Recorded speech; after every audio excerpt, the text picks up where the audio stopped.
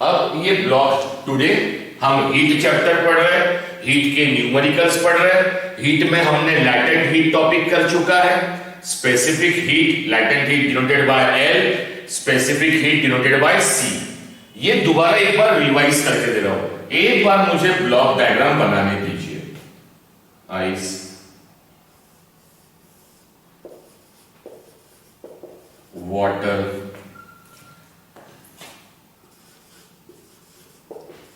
Water. बस अपने अपने माइक म्यूट रखिए बेटा, और मम्मी डैडी भाई बहन को बोलिए कि बात ना करे क्लास के बीच में।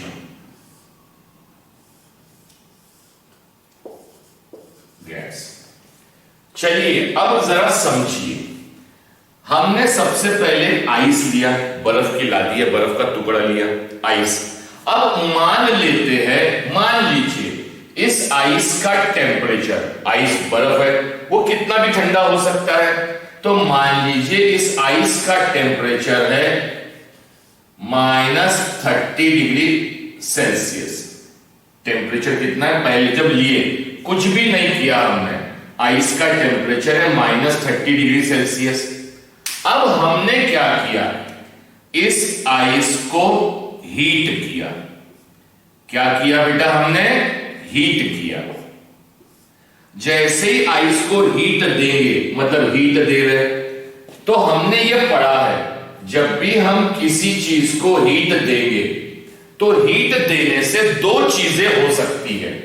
क्या हो सकती है, जिस चीज को हम हीट दे रहे, या तो उसका टेम्परेचर बढ़ जाएगा, या तो क्या बढ़ेगा बेटा, उसका टेम्परेचर, या तो उसका स्टेट चेंज होगा, स्टेट चेंज होगा। टेम्परेचर हीट दिए, हीट गिवन, तो टेम्परेचर इंक्रीजेस, टेम्परेचर इंक्रीजेस। किसी भी ऑब्जेक्ट को अगर आप गर्म करते हैं तो या तो उसका टेम्परेचर बढ़ेगा या तो उसका स्टेट चेंज होगा। और ये हमारे वीडियो नंबर 1 और वीडियो नंबर 2 में प्रॉपर्ली एक्सप्लेन किया है, बुक में जो एक्सपेरिमेंट दिया है उसके अकॉर्डिंग। अगर नहीं याद आता तो वो वीडियो देख लीजिएगा। तो जब भी हम किसी बॉडी को हीट देते हैं तो या तो उसका टेम्परेचर बढ़ेगा या तो स्टेट चेंज होगा। स्टेट का मतलब होता है, मुझे बताइए, हमने जब मैटर पढ़ा, मैटर, मैटर मतलब anything which occupies the space. Matter के 3 स्टेट हम जनरली पढ़ते हैं। पहला स्टेट है सॉलिड, दूसरा स्टेट है लिक्विड, तीसरा स्टेट है बेटा गैस। अब हमने जो आइस लिया वो किस स्टेट में है, सॉलिड। उस आइस का टेम्परेचर कितना है, -30। अब जैसे ही हम हीट देंगे किसको, आइस को, तो हमने क्या देखा, ये आइस ही है, इसका टेम्परेचर बढ़ना चालू हुआ, बढ़ना। अब बढ़ने का मतलब क्या होता है, तो अगर आपको नंबर लाइन समझती है, नंबर लाइन, तो नंबर लाइन को जरा देखिएगा, जो मैं समझा रहा हूं, नंबर लाइन को देखिए। अगर हम नंबर लाइन ड्रॉ करते हैं, नंबर लाइन, ये 0 है, ये +1, +2, +3, ये -1, -2, -3। ध्यान रखिए 2 और 3 में बड़ा कौन है, 3 बड़ा है। मतलब जब हम ओरिजिन से पॉजिटिव राइट के तरफ जाएंगे तो वैल्यूज बढ़ते जाएंगी, वैल्यूज बढ़ते जाएंगी, और ओरिजिन से लेफ्ट की तरफ जाएंगे तो -1, -2, -3। एक बार फिर समझा रहा हूं, +2, क्योंकि ये सब चीजें समझना है। +2 और +3 में बड़ा कौन है, +3। -2 और -3 में बड़ा कौन है, -2। जो ओरिजिन के नजदीक लेफ्ट वाला वो बड़ा, ये छोटा। तो अब आइस का टेम्परेचर है बेटा, मान लीजिए कितना, -30। अब टेम्परेचर, हमने जब आइस को हीट दिया तो टेम्परेचर बढ़ा, बड़ा मतलब -30 से बड़ा नंबर कौन होगा? -29। तो जब मैंने आइस को हीट दिया, इसका टेम्परेचर बढ़ना चालू हुआ, तो बढ़ते बढ़ते -30 से -29, -28, ये आइस का टेम्परेचर बढ़ रहा है। बढ़ते बढ़ते ये -30 से टेम्परेचर बढ़ते बढ़ते कहां तक आ गया बेटा? 0 डिग्री सेल्सियस पर। अब मैंने हीट देना बंद कर दिया, हीट देना बंद कर दिया। ध्यान से सीखिएगा, कुछ भी नहीं समझता, कोई भी प्रॉब्लम हो वो मुझे पटाख से पूछ लीजिएगा, ठीक है बेटा? अब देखिए, मैंने आइस को हीट दिया, आइस को हीट दिया, हीट देने के बाद उसका टेम्परेचर बढ़ा। टेम्परेचर 0 की जगह मैं एक काम करता हूं, मान लीजिए उसका टेम्परेचर हुआ -20 डिग्री। कितना टेम्परेचर हुआ बेटा? माइनस। तो अब समझिए क्या हुआ। हीट देने से दो चीजें हो सकती है, या तो टेम्परेचर बढ़ेगा या तो स्टेट चेंज होगा। जब मैंने आइस को हीट दिया तो बताइए क्या हो रहा है? टेम्परेचर बढ़ रहा है या स्टेट चेंज हो रहा है? तो हमको सबको मालूम है टेम्परेचर बढ़ रहा है, तो टेम्परेचर चेंज हुआ। टेम्परेचर चेंज हुआ, -30 से कहां आया? -20। -30 से कहां आया? -20। लेकिन -20 जाने के लिए पहले वो -30 से -29 गया होगा, मतलब 1 डिग्री से चेंज हुआ होगा, 1 डिग्री से चेंज हुआ होगा, 1 डिग्री से चेंज। तो वो हीट जो किसी भी मटेरियल का टेम्परेचर 1 डिग्री से चेंज करे, 1 डिग्री से बढ़ाए। अदर एग्जांपल लेते हैं, किसी ऑब्जेक्ट का टेम्परेचर 14 डिग्री है, 14 से उसने कितना कर दिया हीट देने के बाद? 15 डिग्री। तो वो हीट जो किसी भी मटेरियल, अब किसी मटेरियल मतलब हमने छोटा मटेरियल लिया, बड़ा मटेरियल लिया, मेरे वीडियो में एग्जांपल्स है। अगर हमने गैस पे छोटा बर्तन रखा तो जल्दी गर्म होगा, बड़ा बर्तन रखा शादी वाला तो बहुत टाइम लग जाएगा गर्म होने के लिए। तो गर्म कितने जल्दी होना ये डिपेंड उसके मास पर करता है। तो कितना मास लेंगे? तो हम मास लेते हैं 1 यूनिट, जनरली 1 यूनिट। तो वो हीट जो 1 यूनिट मास का टेम्परेचर, वो हीट जो 1 यूनिट मास का, 1 यूनिट मास की जो बॉडी है उसका टेम्परेचर कितने डिग्री से बढ़ा दे? 1 डिग्री से। फिर से एक बार लिखते रहो पूरी डेफिनेशन, ताकि आपको पूरा ध्यान आ जाए बेटा, ठीक है? तो समझिए क्या लिखा definition? The amount of heat, ये हमने वीडियो में समझाया बड़े आराम से, रिवाइज कर दे रहा हूं।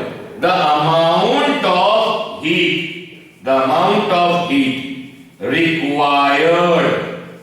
required by unit mass of an object to raise its temperature through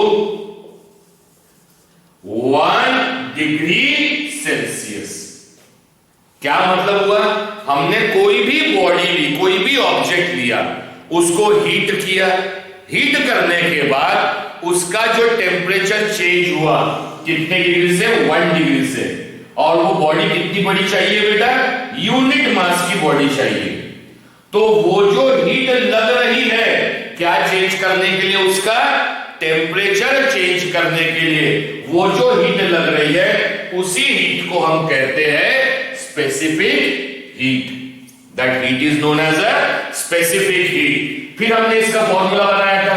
क्या फॉर्मूला बनाया था? जितना हम हीट देंगे बॉडी को कितना हीट देना पड़ेगा, जितना जितना बड़ा बर्तन छोटा तो कम हीट में गर्म हो जाएगा, बर्तन ज्यादा तो ज्यादा हीट देना पड़ेगा। तो amount of heat given is directly proportional to the mass of a body. Amount of heat given, जितनी हीट देंगे उतना टेम्परेचर बढ़ेगा। Amount of heat given is directly proportional to, अच्छा टेम्परेचर बढ़ रहा है 14 डिग्री से 15 डिग्री, कितने डिग्री से बढ़ा, 1 डिग्री से बढ़ा। कैसा निकाले आपने 1 डिग्री, तो फाइनल टेम्परेचर कितना है 15, पहले टेम्परेचर कितना था 14। जैसे मैं कहूं मेरी एज 43 है, आपकी एज 14 इयर्स है, मैं कितने साल बड़ा हूं, तो आप 43 में से 14 माइनस करेंगे तो हमारी एज का डिफरेंस निकल जाएगा। पहले टेम्परेचर था 14, हीट देने के बाद टेम्परेचर हुआ 15, तो कितने डिग्री का डिफरेंस है, तो फाइनल माइनस इनिशियल, ये आ गया 1 डिग्री का डिफरेंस आ गया। तो ये जो फाइनल टेम्परेचर है, इनिशियल टेम्परेचर को T1, फाइनल टेम्परेचर को T2 और इनके डिफरेंस को difference is given by delta, और डिफरेंस किसका, टेम्परेचर का, तो it is given by delta T। तो हीट कितनी देना है, जितना मास है, जितनी हीट देंगे उतना टेम्परेचर चेंज होगा, जितनी हीट देंगे उतना टेम्परेचर चेंज होगा। अब दोनों को मिला लीजिए, तो heat is proportional to mass and changing temperature। जब प्रोपोर्शनलिटी की साइन हटाएंगे तो कोई ना कोई कांस्टेंट आएगा, वो कांस्टेंट हम डिनोट करते हैं C से। C stands for specific heat, M delta T, specific heat क्यों, C ही कांस्टेंट क्यों, इसीलिए क्योंकि वो हीट जो बॉडी का टेम्परेचर बढ़ा है उसी हीट को कहा जाता है through 1 degree Celsius is known as specific heat, is known as specific heat. तो बॉडी का टेम्परेचर बढ़ गया बेटा, तो कांस्टेंट कौन आया, स्पेसिफिक हीट, और ये फॉर्मूला न्यूमेरिकल में सबसे इंपॉर्टेंट। सभी लोग अपने अपने माइक अनम्यूट कीजिए और मुझे बताइए ये समझ में आया, याद आया या नहीं आया, फास्ट सभी लोगों से, जितने लोग क्लास में हैं, याद आया बेटा, ये फॉर्मूला बहुत इंपॉर्टेंट है, यही फॉर्मूले पे आगे हमने बढ़ना है। अगर किसी को कोई भी डाउट है तो मुझे पूछ लीजिए, एनी डाउट टू एनीबडी, सभी लोगों को। तो ये पहला फॉर्मूला आ गया बेटा, पहला फॉर्मूला। तो पहला फॉर्मूला स्पेसिफिक हीट के लिए हमने फॉर्मूला नंबर 1 बनाया, फर्स्ट फॉर्मूला बनाया, Q इज गिवन बाय, उसको आगे पीछे लिख सकते हैं, पहले C लिखा, M लिखा, डेल्टा T, तीनों के बीच में साइन है इनटू, ठीक है बेटा। अब Q का मतलब होता है जो हीट दे रहे हैं। एक सेकंड हाँ, हेतल मुझे बता दिया कर बेटा अगर बोर्ड कट जाए तो प्लीज। हाँ ठीक है, दिख रहा है बेटा बराबर। Q का फॉर्मूला CM डेल्टा T। अब दूसरा फॉर्मूला बनाना है, तो पहले फॉर्मूले में हीट दिया, हीट देने के बाद वो फॉर्मूला किसके टर्म में आया, स्पेसिफिक हीट के टर्म में आया। कैसा समझेंगे, हमने जब आइस को हीट दिया तो उसका क्या बढ़ते रहा, टेम्परेचर बढ़ते रहा। तो जब टेम्परेचर बढ़ रहा है तो फॉर्मूला ये वाला यूज करेंगे, टेम्परेचर बढ़ रहा है मतलब टेम्परेचर चेंज हो रहा है। जब भी न्यूमेरिकल में टेम्परेचर चेंज होगा तो ये वाला फॉर्मूला कौन सा, Q equals to CM delta T। Clear to all of you, सभी लोग आंसर कीजिए, clear to all of you. अब मान लीजिए इसका टेम्परेचर -30 डिग्री से बढ़ते बढ़ते कितना हो गया बेटा, 0 डिग्री हो गया। 0 डिग्री पे आइस ही रहेगा, ठीक है। अब पहली बार जब हीट दिया तो टेम्परेचर बढ़ा। अब जब आइस 0 डिग्री पे आ गया, अब उसको फिर से हीट किए हमने, फिर से हीट दे रहे, फिर से हीट। अब क्या होगा, वो आइस जो 0 डिग्री पर है, ये भी हमने एक्सपेरिमेंट से किया है, वो आइस जो 0 डिग्री पर है, अब उसका टेम्परेचर नहीं बढ़ता, अब उसका टेम्परेचर नहीं बढ़ रहा। अब क्या हो रहा है, व्हाट हैपेंस, ये जो आइस है, ये आइस का टेम्परेचर 0 का 0 ही है, लेकिन वो आइस कन्वर्ट किसमें हो रहा है, वाटर में। पहली बार जब हीट दिया तो टेम्परेचर बढ़ा, टेम्परेचर कहां तक गया, 0, लेकिन उसके बाद जब हीट दिया तो आइस का टेम्परेचर नहीं बढ़ा उसका, अब क्या चेंज होना चालू हो गया, उसका स्टेट, मतलब वो सॉलिड से कन्वर्ट किसमें हुआ, लिक्विड। और कब तक इसका टेम्परेचर नहीं बढ़ेगा, क्योंकि 0 डिग्री पर आइस है तो आइस रह सकता, ये मेरे वीडियो लेक्चर से मैंने बहुत अच्छे से क्लियर किया हो। 0 डिग्री पर अगर हमने आइस रखा तो आइस रहेगा, और 0 डिग्री पर अगर वाटर रहा तो वाटर ही रहेगा।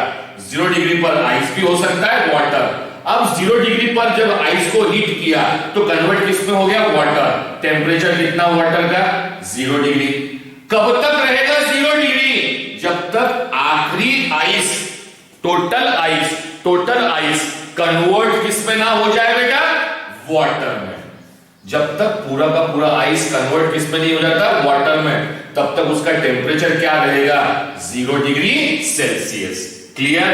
अब पहली बार हीट दिया, फर्स्ट टाइम हीट दिया, तो बताइए क्या हुआ, सबने फर्स्ट टाइम हीट दिया तो टेम्परेचर बढ़ा, टेम्परेचर बढ़ा तो ये वाला फॉर्मूला। सेकंड टाइम हीट दिया तो उसका क्या चेंज हुआ, टेम्परेचर चेंज नहीं हुआ, स्टेट चेंज हुआ। स्टेट चेंज हुआ तो उसके लिए भी हमने डेफिनेशन बनाई हुई है। क्या डेफिनेशन बनाई हुई है, तो बता दे, सुन लीजिए एक बार फिर से। हम हीट तो दे रहे हैं, लेकिन यहां जो हीट दे रहे हैं वो हीट उसका टेम्परेचर चेंज नहीं कर रही है, वो हीट उसका स्टेट चेंज कर रही है। तो हमने डेफिनेशन बनाया है क्या, the amount of heat required.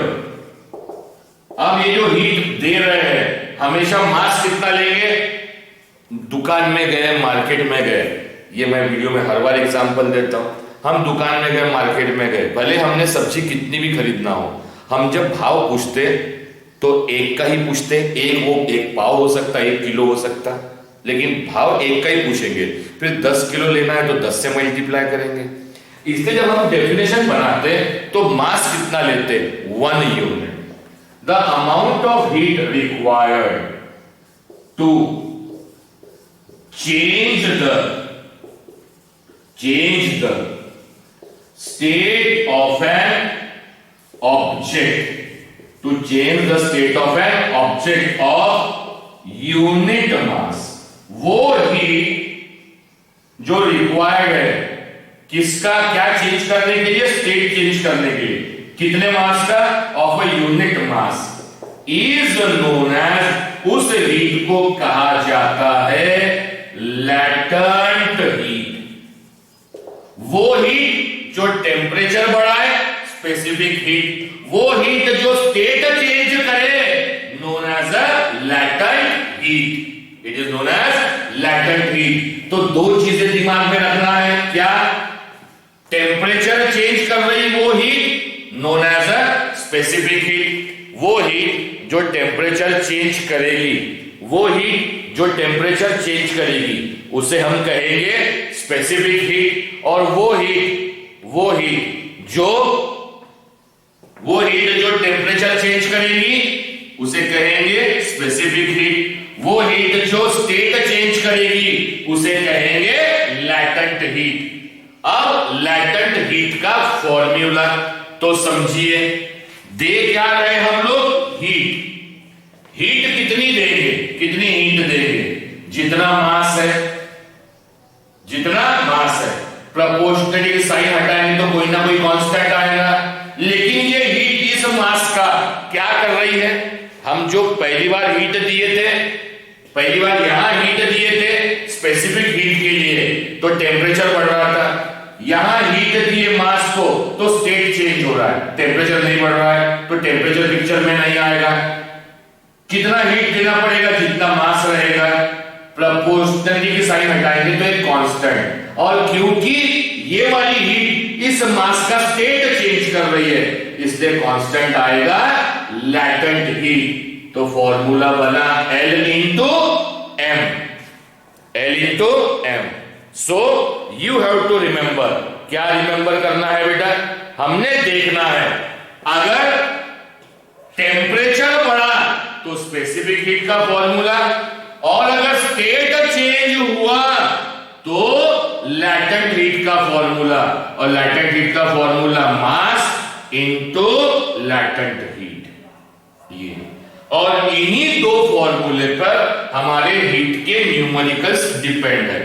अब कई बच्चे ये सोच सकते हैं इन दोनों में से सर कौन सा फॉर्मूला लगाएंगे, तो इतनी देर से मैं वही समझा रहा हूं, अगर न्यूमेरिकल में हीट देने के बाद, न्यूमेरिकल में हीट देने के बाद अगर क्या चेंज होता है, टेम्परेचर, टेम्परेचर चेंज हुआ तो कौन सा फॉर्मूला, स्पेसिफिक हीट वाला, delta T, change in temperature.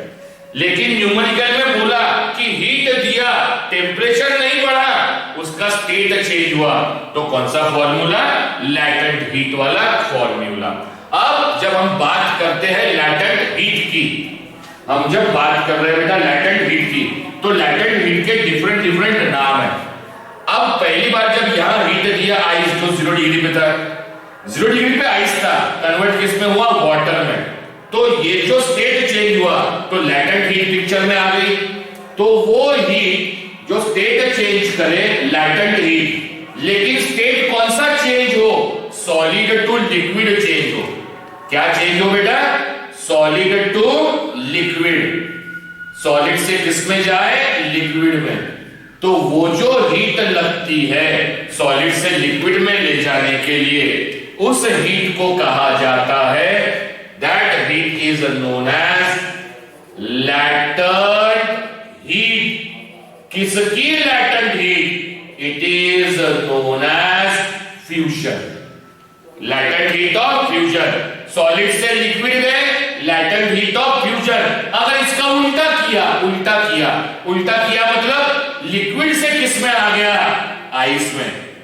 सुनिए, सॉलिड से जाना है लिक्विड तो हीट दे रहे हैं, जो हम घर में करते हैं बर्फ से पानी बनाने के लिए, और अगर पानी से बर्फ बनाना है तो हीट लेना पड़ेगा, वापस लेना पड़ेगा, तो हीट लेना देना तो हो ही रहा है। अब वाटर से कन्वर्ट किस में किए, आइस में। जब वाटर से आइस में कन्वर्ट किए मतलब लिक्विड टू सॉलिड किए, तो उस चीज को कहा जाता है latent heat of freezing, freeze करना।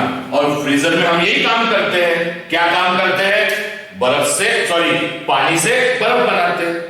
तो पानी से बर्फ बनाओगे, liquid to solid, latent heat of freezing, solid to liquid, latent heat of fusion. लेकिन आपकी टेक्स्ट बुक में दोनों ही प्रोसेस को फ्यूजन कहा गया है, लेकिन करेक्शन करना आपका काम है। सॉलिड से लिक्विड जाएंगे तो latent heat of fusion, liquid से सॉलिड आएंगे तो लैटेंट हीट ऑफ फ्रीजिंग। आ गया बेटा। अब समझिए, अब यहां पर वाटर कितने डिग्री पर था, फिर से काम करते हैं। वाटर 0 डिग्री पर था। अब इस वाटर को फिर से हमने क्या किया, हीट किया, फिर से हीट किया। हीट करने से पानी 0 डिग्री का, उसका टेम्परेचर बढ़ रहा है, टेम्परेचर बढ़ते बढ़ते उसका टेम्परेचर पहुंच गया 100 डिग्री पर। कितना पहुंच गया बेटा, 100।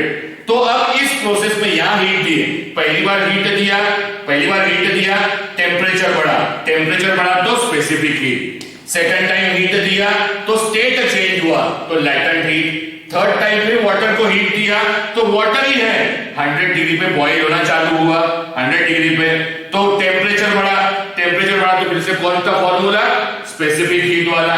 फिर 100 डिग्री के वाटर को फिर से मैंने हीट दिया, अब वो कन्वर्ट किस में हो गया, गैस, गैस में कन्वर्ट हुआ, मतलब लिक्विड कन्वर्ट टू गैस।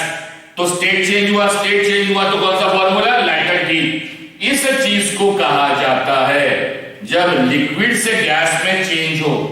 यहां से जरा मिटाता हूं बेटा, मैं बहुत ये हो गया। लिक्विड से गैस में चेंज हो तो उसे कहा जाता है latent heat of vaporization. Vapours बढ़ गए, बन गए बेटा, it is known as latent heat of vaporization. अगर लिक्विड से किस में जाए? गैस। और उल्टा हो जाए तो? उल्टा हो जाए, गैस से लिक्विड में आए। गैस से लिक्विड में कैसे होता है? सब लोग घर में होता है, रोज होता है, जब भी खाना बनाते हैं हम, जब भी गैस पर बर्तन रखे, चावल पकाना है, पानी में चावल डाल दिए, अब चावल को उसके ऊपर हम क्या झांकते हैं? कोई भी चीज से ढक्कन से झांक देते हैं। हम जब ढक्कन उठाएंगे तो क्या देखते हैं? जब पानी बॉइल्ड होता तो उससे भाप निकलती, उस भाप के ऊपर हाथ रख दो, ऊपर लेके हाथ रख दो, तो देखिए आपके ऊपर हाथ में पानी की बूंदें जमा हो जाएंगी। तो जब गैस ठंडी हो जाए मतलब गैस से वापस लिक्विड बन जाए, मतलब वेपर से वापस लिक्विड बन जाए, उसको कहा जाता है latent heat of condensation. It is known as latent heat of condensation.